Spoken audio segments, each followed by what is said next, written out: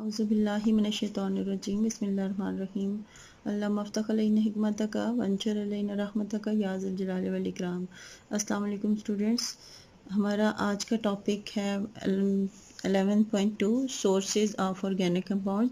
11.1 का हमारा पिछली वीडियो में लास्ट टॉपिक था जो कि हम कर चुके हैं। तो आज हम सोर्सेज ऑफ ऑर्गेनिक कंपाउंड्स को डिस्कस करेंगे।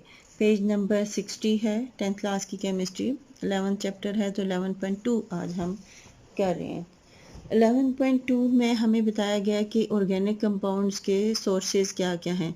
तो वैसे आपको पता है कि ऑर्गेनिक कंपाउंड्स जो हैं वो हम नेचुरल, पहले हमने जब इंट्रोडक्शन में बताया था कि पहले तो ये माना जाता रहा है कि सिर्फ लिविंग ऑर्गेनिज्म से या लाइफ से ही हम ऑर्गेनिक कंपाउंड जो हैं वो हासिल कर सकते हैं। But by the work of Friedrich Wohler सब साइंटिस्ट ने ये एक्सेप्ट किया कि लेबॉर्ट्री में भी सिंथेटिकली भी ये तैयार हो सकते हैं ऑर्गेनिक कंपाउंड्स।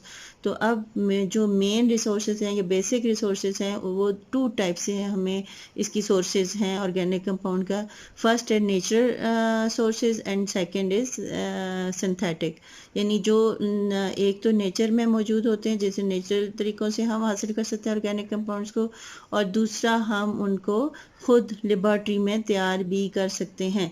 तो नेचुरल रिसोर्सेज को हम पहले डिस्कस करते हैं सोर्सेज को, और उसके बाद जो है वो सिंथेटिकली। तो आपको पता है फ्रेडरिक वॉलर का एक्सपेरिमेंट मैंने आपको बताया था कि कैसे उसने यूरिया जो है वो प्रिपेयर किया, जो कि एक ऑर्गेनिक कंपाउंड है, उसको इनऑर्गेनिक कंपाउंड से उसने कैसे प्रिपेयर किया।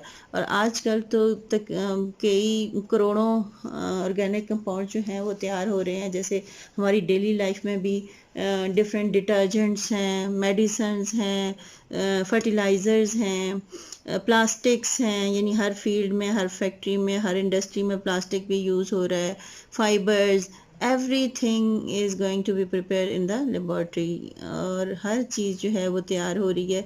ऑर्गेनिक कंपाउंड जो हैं वो तैयार हो रहे हैं जिन्होंने हमारी लाइफ को जो है बिल्कुल चेंज करके रख दिया है। तो अब नेचुरल अगर बात करें नेचुरल सोर्सेज की, तो नेचुरल सोर्सेज में वही प्लांट्स एंड एनिमल्स हैं। सारे के सारे जो ऑर्गेनिक कंपाउंड्स हम नेचर से हासिल करते हैं वो प्लांट्स और यानी लिविंग थिंग्स से आते हैं, प्लांट और एनिमल से आते हैं। अब एनिमल से कैसे आते हैं वो आप बहुत सोच लें कि जो है एनिमल से जैसे हम मीट भी ले रहे हैं, एनिमल से हम एग्स भी ले रहे हैं, उनसे हम जो है वो बटर भी आता है, हमारे पास मिल्क भी आता है। तो ये सारे के सारे क्या हैं, इनमें सारे फैट्स, प्रोटीन्स और प्लांट से कार्बोहाइड्रेट्स वगैरह। तो ये सारे के सारे कहाँ से आते हैं, विटामिन जो है वो हम फ्रूट से हासिल करते हैं। तो इन सब का जो पीछे सोर्स होता है वो क्या होता है, या तो प्लांट्स हैं या फिर एनिमल्स हैं। तो ये सारी की सारी चीज़ें हम इनसे हासिल करते हैं।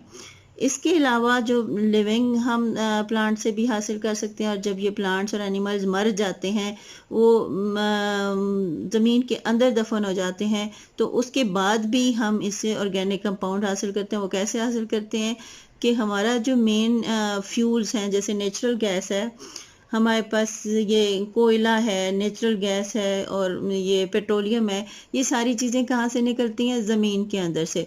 अब ये ज़मीन के अंदर जाती कैसे हैं, जब ये प्लांट्स और एनिमल्स मर जाते हैं, जब बरीड हो जाते हैं ज़मीन के अंदर, तो उसमें ज़्यादा टेम्परेचर और प्रेशर की वजह से ये कन्वर्ट हो जाते हैं इन फ्यूल्स में, और इन फ्यूल को क्या कहते हैं, फॉसिल फ्यूल। फॉसिल फ्यूल क्या हो जाता है कि जब ये प्लांट्स और एनिमल्स की डीकम्पोजिशन होती है under high pressure and temperature earth crust के अंदर, तो ये कन्वर्ट हो जाते हैं हाइड्रोकार्बन में, कौन से, कोल, पेट्रोलियम एंड नेचुरल गैस में। और ये इन तीनों को कलेक्टिवली हम कहते हैं कि ये क्या है, फॉसिल फ्यूल्स हैं। तो फॉसिल फ्यूल्स को हम अब ये जो है इनको डिटेल में हम देखते हैं कि ये क्या चीज़ें होती हैं। फॉसिल फ्यूल को हम पढ़ेंगे। फॉसिल फ्यूल क्या है, तीन चीज़ें हैं। कौन कौन सी हैं, कोल, नेचुरल गैस एंड पेट्रोलियम। तो अब हम फॉसिल फ्यूल, आपकी बुक में पहले इनको डिस्कस किया गया है, तो हम सबसे पहले इनको देख लेते हैं कि ये तीनों चीज़ें क्या हैं। आज की इस वीडियो में हम सिर्फ कोल को डिस्कस कर लेते हैं, फिर नेक्स्ट वीडियो में हम पेट्रोलियम और नेचुरल गैस को जो है वो देख लेंगे। अब कोल का हम कहेंगे तो कोल क्या होती है, ये प्लांट से बनता है। कोल यानी कोयला, इसका सोर्स क्या है, प्लांट्स हैं। प्लांट्स जब हो जाते हैं, मर जाते हैं, तो क्या होता है, ये ज़मीन के अंदर जब इनके ऊपर जो है वो मड और वगैरह आ जाती है, तो क्या होता है कि ज़मीन के अंदर ये दफन हो जाते हैं, तो अंदर इनके ऊपर चेंजेस आ जाती हैं, यानी डीकम्पोजिशन होती है, चेंजेस आ जाती हैं। तो कोल फॉर्मेशन की 4 स्टेजेस हैं। 4 स्टेजेस कौन कौन सी हैं? सबसे पहले ये जो वुड होती है प्लांट्स की, ये देखें आप, अगर इस डायग्राम को गौर से देखें तो ये प्लांट्स की वुड है, ये कन्वर्ट हो जाती है, ये इसका फर्स्ट स्टेज है जिसको कहते हैं पीट। तो कोयला फॉर्मेशन की या कोल फॉर्मेशन की फर्स्ट स्टेज है जिसमें पीट बन जाता है, और ये पीट जब इसके ऊपर मज़ीद टेम्परेचर एंड प्रेशर इंक्रीज़ किया होता है तो ये लिग्नाइट में चेंज हो जाता है। अब हर एक की अपीयरेंस डिफरेंट होती है, ये स्पॉन्जी टाइप का होता है, ये कलर भी इनके डिफरेंट होते हैं, मतलब स्टेजेस में जब आते हैं ये, तो ये लिग्नाइट में चेंज हो जाता है। जब लिग्नाइट के ऊपर मज़ीद टेम्परेचर देखें, ये आपको एरो का निशान नज़र आ रहा है, ये एक मतलब है कि इस पर टेम्परेचर और प्रेशर दोनों इंक्रीज़ होते जाते हैं, यानी हाई टेम्परेचर और प्रेशर के अंदर फिर लिग्नाइट जो है ये चेंज हो जाता है किस में, सब बिटुमिनस में। ये भी स्टेज है, ये बिटुमिनस स्टेज है, पहले सब बिटुमिनस आती है, फिर बिटुमिनस आती है, तो ये इन स्टेजेस में चेंज हो जाता है। इसके बाद ये स्टेज पहली जो है क्या है, इसकी वुड है, फिर पीट है, फिर लिग्नाइट, वुड जो है वो पीट में चेंज होता है, पीट लिग्नाइट में, लिग्नाइट बिटुमिनस में, ये 4 स्टेजेस और बिटुमिनस फिर जो सही जेट ब्लैक कलर का कोयला होता है, कोल होता है जिसको एंथ्रासाइट बोलते हैं, ये उसमें चेंज हो जाता है। तो ये 4 स्टेजेस हैं इसकी, पीट, लिग्नाइट, बिटुमिनस एंड एंथ्रासाइट। तो इन 4 स्टेजेस में जो वुड है वो आखिरकार under high temperature and pressure किस में चेंज हो जाती है, कोल में। तो कोल में अब बुक में क्या लिखा हुआ है, it is brown black solid mass. Coal की डेफिनेशन लिखी हुई है कि कोल क्या चीज़ होती है, it is a brown black solid मास, ये एक सॉलिड होता है। अब देखें फॉसिल फ्यूल में एक कोल होता है, एक नेचुरल गैस, और एक क्या होता है, हमारे पास पेट्रोलियम होता है। तो कोल जो है वो सॉलिड फॉर्म में होता है, पेट्रोलियम लिक्विड फॉर्म में होता है, और नेचुरल गैस नाम से ज़ाहिर है कि वो गैस में होता है। तो ये कोल क्या होता है, सॉलिड चीज़ होती है, आपने देखा भी हुआ है। तो it is a brown black solid mass and a major source of organic compound, और ऑर्गेनिक कंपाउंड की एक मेजर सोर्स है। It is believed that coal is formed from the remains of plants, तो ये प्लांट से यानी wood से बनता है। It is formed under high temperature and pressure below the earth surface, यानी अर्थ के अंदर जब ये बरीड हो जाता है, दफन हो जाता है, तो वहाँ पर इसमें चेंजेस आती हैं। In million of years under the bacterial and chemical action, तो जब बैक्टीरियल डीकम्पोजिशन होती है, इस पर बैक्टीरिया जो है वो एक्ट करते हैं on the remain of trees and plants, it is converted into पीट। फर्स्ट स्टेज क्या है इसकी, पीट। The peat under high temperature and pressure is converted into coal after passing through many stages. अब आप देखें, ये आपको पिक्चर नज़र आ रही है, तो पिक्चर में हम देखते हैं कि ये पिक्चर आपके सामने आएगी, उसमें हम देखते हैं कि कैसे जो प्लांट्स हैं वो फिर अपनी 4 स्टेजेस से होते हुए एंथ्रासाइट में चेंज हो जाते हैं।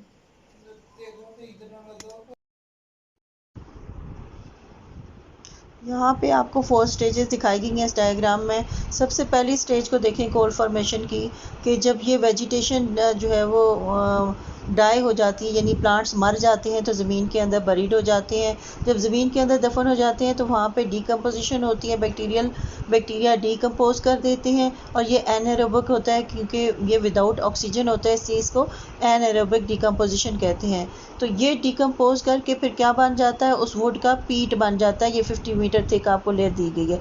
अब कुछ टाइम गुजरता है, यानी मिलियन ऑफ ईयर्स, करोड़ों साल जब गुजर जाते हैं, तो फिर क्या होता है, under high pressure and temperature ये पीट जो है वो लिग्नाइट में चेंज हो जाता है। ये आपको 10 मीटर थिक लेयर दी हुई है, ये आप देख लें। अब यही लिग्नाइट जब इसके ऊपर जब करोड़ों के भी करोड़ों से भी ज़्यादा साल गुजर जाते हैं, यानी 100 ऑफ मिलियन ईयर्स गुजर जाते हैं, तो ये जो होता है ये फिर बिटुमिनस में चेंज हो जाता है। और ये बिटुमिनस लेयर फिर क्या करती है, ये जो है 5 मीटर थिक ये कोल की फॉर्मेशन है, कोल की स्टेज है। ये बिटुमिनस इससे ज़्यादा जब नीचे बरीड होती है, इसकी जो है डेप्थ ज़्यादा हो जाती है, ज़्यादा प्रेशर और ज़्यादा टेम्परेचर इसके ऊपर आता है, तो ये फिर बिटुमिनस लेयर जो है एंथ्रासाइट कोल में चेंज हो जाती है। ये 280 to 360 मिलियन ईयर्स लगते हैं, तब ये वुड जो है ये किस में चेंज हो जाती है, एंथ्रासाइट कोल में चेंज हो जाती है। अब इस तरह ये 4 स्टेजेस हैं जिसमें कोल जो है वो वुड से एंथ्रासाइट कोल में चेंज हो जाता है, और ये 1, 2 या 5, 10 सालों में नहीं होते, बल्कि इसमें कई 100 साल, करोड़ों साल लगते हैं। उसके बाद जब ये ज़मीन से जो है ये कोयला जो है माइनिंग के ज़रिए निकाला जाता है। And this coal is the rich source of organic compounds. The organic compounds are obtained by the process of destructive distillation. इस प्रोसेस को destructive distillation के अलावा कार्बोनाइजेशन भी कहते हैं। कार्बोनाइजेशन ऐसे की जाती है कि ये कोल जो है वो हीट किया जाता है एब्सेंस ऑफ एयर में, और जब ये बहुत ज़्यादा हाई टेम्परेचर पे हीट किया जाता है तो इससे कन्वर्ट हो जाता है ये कोल किस में, कोल गैस में, कोक में, कोल तार में, अमोनिकल लिक्विड में, which are sources of other organic compounds. तो ये सारी जो कोल के बारे में जितनी डिटेल्स थी आज हमने उनको डिस्कस किया। नेक्स्ट इंशाल्लाह नेक्स्ट वीडियो में हम पेट्रोलियम और नेचुरल गैस को डिस्कस करेंगे। नेक्स्ट वीडियो तक के लिए अल्लाह हाफ़िज़, खुश रहिए, खुशियाँ बांटिए।